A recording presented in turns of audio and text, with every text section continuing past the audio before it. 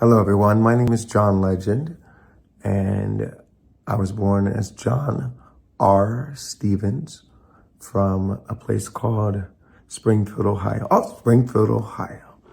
You may have heard of Springfield, Ohio this week. In fact, if you watched the debate, we were discussed by our presidential candidates, including a very special, interesting man named Donald J. Trump. Now, Springfield has had a large influx of Haitian immigrants who have come to our city. Now, our city had been shrinking for decades. We didn't have enough jobs.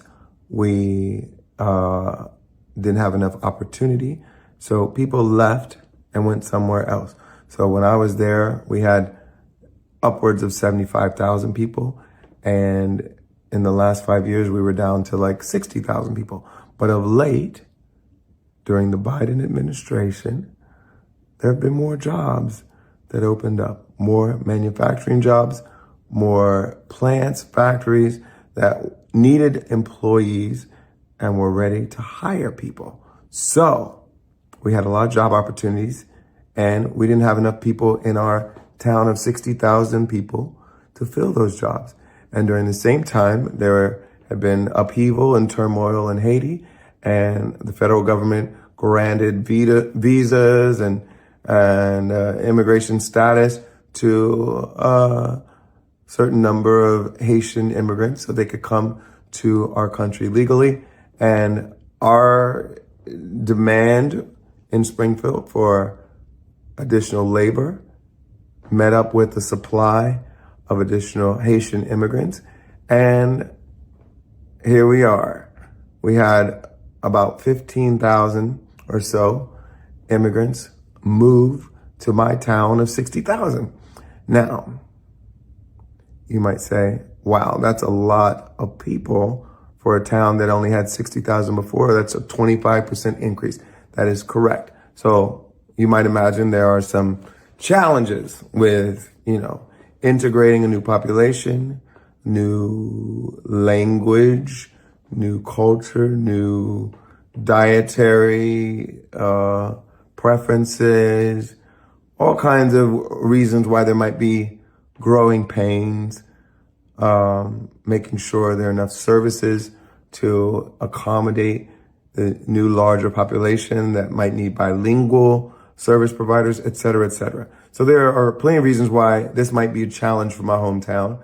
But the bottom line is these people came to Springfield because there were jobs for them and they were willing to work.